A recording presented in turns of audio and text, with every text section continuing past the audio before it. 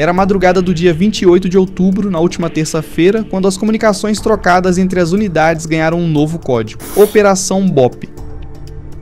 O BOP chegou sabendo exatamente o que estava buscando: pontos de comando, linhas de abastecimento, traficantes procurados e rotas de fuga. O objetivo era claro desde o planejamento: retomar controle territorial. O cenário encontrado pelo BOP já é conhecido: vielas estreitas, escadarias, becos que serviam de corredores de tiro, casas construídas que davam posição de fogo sobre qualquer avanço vindo do nível de baixo. Ali, a visibilidade dos policiais era mínima, e os traficantes do Comando Vermelho acabam tendo uma vantagem de posição. Mas o BOP sabe muito bem o que faz. No mapa de operações, as áreas críticas estavam demarcadas com símbolos que apenas policiais entendem: setores de risco alto, zonas de contato previsível, rotas de fuga e abrigos subterrâneos. O avanço foi dividido em pequenas células, cada qual com missão e tempo definidos. A polícia não entrou de um modo massivo, entrou em ondas calculadas, com cobertura aérea e neutralização programada de pontos elevados. O primeiro contato do BOP com os traficantes do complexo do Alemão aconteceu como sempre acontece: com um enfrentamento.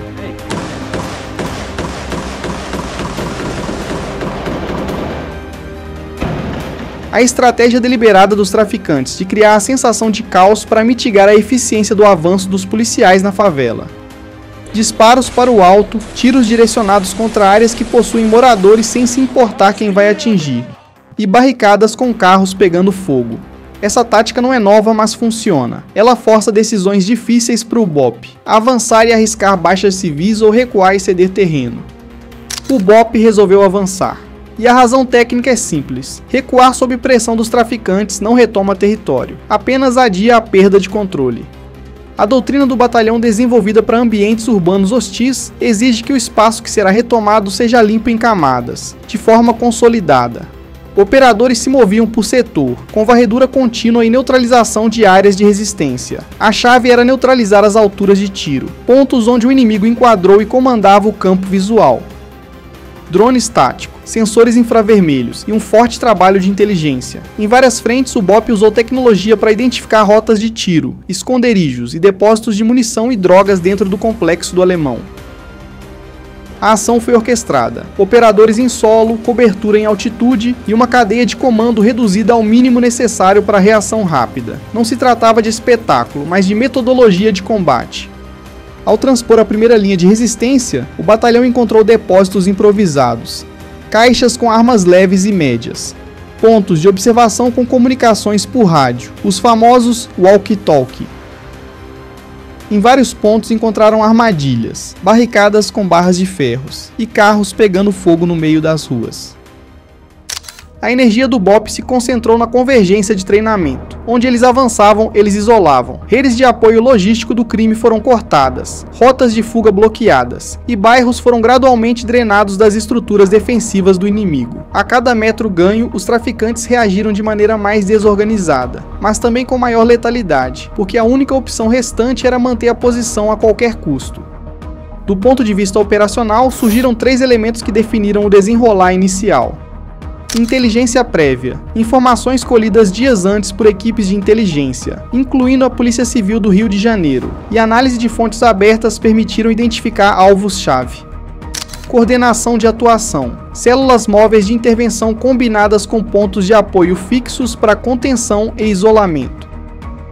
Uso de tecnologia. Drones de reconhecimento com visada térmica, câmeras de alto alcance e comunicações criptografadas que reduziram o tempo de reação do comando. O primeiro choque, portanto, não foi apenas de troca de tiros. Foi um choque de realidades. O confronto entre o BOP, treinado para domínios urbanos, e os traficantes do Comando Vermelho, que criaram um exército paralelo. Quando as ruas aquecem, 2 vetores se cruzam: necessidade tática e imperativo humanitário. O BOP entrou sabendo disso. A unidade que atua em favelas e enclaves tem internalizado, por experiência, a necessidade de minimizar danos colaterais enquanto maximiza o efeito sobre as estruturas criminosas. A operação se desenvolveu em 3 fases táticas bem definidas. Fase A: isolamento. Objetivo: cortar comunicações, rotas de fugas e retirar apoio externo para os traficantes. Isso implicou bloqueios em vias de alta capacidade, instalação de perímetros e neutralização de rotas alternativas. Veículos blindados posicionaram-se em pontos estratégicos para impedir reagrupamentos. Fase B, varredura setorial. Objetivo: entrar em setores, limpar abrigo por abrigo, localizar os líderes do Comando Vermelho e apreender armamento. Era metodologia de casa por casa, com equipes pequenas analisando cada cômodo e uso de granadas de efeito concussivo para neutralizar esconderijos. Dentro dessas fases, algumas técnicas e decisões merecem destaque. Uso de drones táticos para reconhecimento 24 horas por dia, 7 dias por semana. Foi o elemento que mudou o risco de entrada às cegas para a entrada informada. Pontos de tiro elevados neutralizados. Equipes especializadas identificavam sacadas, telhados e mirantes e usavam granadas específicas para destruir pontos de observação sem expor advançadas a fogo em cadência. Apoio aéreo de baixo perfil. Helicópteros de observação mantiveram vigilância, mas a decisão de usar armamento aéreo foi tomada apenas em pontos onde risco civil era controlável. Mas houve também escolhas difíceis. Em alguns setores o inimigo atirou deliberadamente em bairros próximos, criando um dilema: responder com força e correr o risco de ferir civis, ou manter contenção permitir fuga dos traficantes. A doutrina do BOP nesse ponto favorece a ação que reduz a chance de preocupação. Assim, houve respostas calibradas para neutralizar e desarticular o núcleo protetor. Ações de precisão que dependiam do reconhecimento em tempo real. O resultado dessa combinação foi um mapa de danos, estruturas destruídas, pontos de retenção neutralizados e um núcleo do comando inimigo que foi ferido logisticamente. Em termos práticos, apreensões de armamento e munição foram altas. Do ponto de vista estratégico, o objetivo foi alcançado. Estruturas desarticuladas, líderes do Comando Vermelho presos, apesar do líder número 1 do Comando Vermelho ainda não ter sido capturado. A operação resultou em manchetes, vídeos virais e debates acalorados. Mas o que importa para quem analisa segurança pública é a soma dos efeitos medidos. Redução temporária em pontos críticos, apreensões de armamento, desarticulação da organização criminosa que estava cada vez mais forte no complexo do Alemão. E por fim, a criação de espaço para que políticas públicas possam avançar.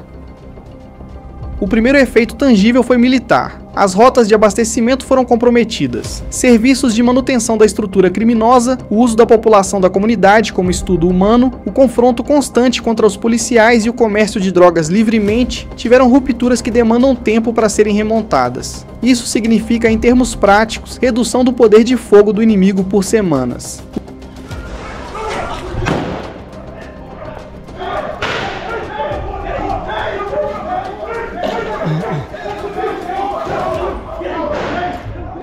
O segundo efeito foi simbólico. O BOP retornou à cena com credibilidade reforçada. Vídeos mostram a população de bem aplaudindo os policiais do BOP no caminho de volta para o batalhão.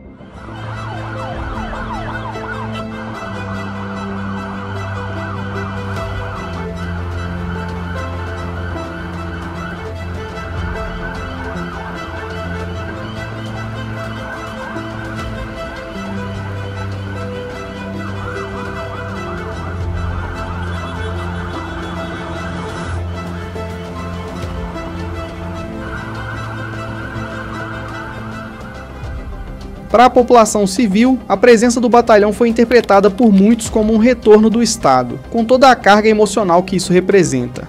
Para o crime organizado, a percepção de risco cresceu, e isso altera comportamento. Movimentos se tornam mais discretos e os traficantes buscam alternativas de sobrevivência. Entretanto, os efeitos políticos são complexos. Operações deste porte deixam marcas que transcendem o campo tático. Elas demandam resposta de governança. Se o Estado não aproveitar a janela de tempo para consolidar presença civil, saúde, educação, assistência social, os territórios retomados podem regredir. Há lições claras para qualquer gestor público preocupado com segurança. Integração entre intervenção militar e políticas públicas. Forças de intervenção devem agir em sinergia com programas de inclusão e infraestrutura para consolidar ganhos. Transparência e rigor investigativo. Registrar, documentar e permitir a auditoria das ações protege as instituições e melhora a confiança pública. Também é imprescindível enxergar o impacto humano. Vidas foram interrompidas naquela madrugada. Civis, policiais, cada operação coloca em jogo o drama de famílias que perdem entes queridos, que em muitos casos são traficantes trocando tiros com os policiais. Porém, esse ponto é extremamente complexo, porque os familiares não enxergam seus parentes como criminosos. Por fim, olhar para o futuro é reconhecer que este não é um teatro de conclusões rápidas. A guerra urbana é uma realidade que já dura bastante tempo, alimentada por décadas de abandono e por laços econômicos e sociais, que não se desfazem com operações pontuais. O combate do BOP mudou uma cena, mas a reconstrução é obra de longo prazo. O que mudou de fato? O BOP demonstrou que é possível retomar espaços que pareciam intocados. Mostrou também que uma força especializada, bem treinada e tecnologicamente atualizada é capaz de reduzir a sensação de impunidade. Mas também mostrou que a vitória tática só se transforma em vitória estratégica se vier acompanhada de políticas públicas robustas e sustentáveis. O que vem a seguir? Consolidação de presença civil, reformas em protocolos de intervenção, investimentos em inteligência preditiva, reforço em canais de denúncia e integração com serviços sociais. E, acima de tudo, um pacto político que reconheça que a segurança pública é uma operação de Estado a longo prazo, não apenas de um batalhão em operação.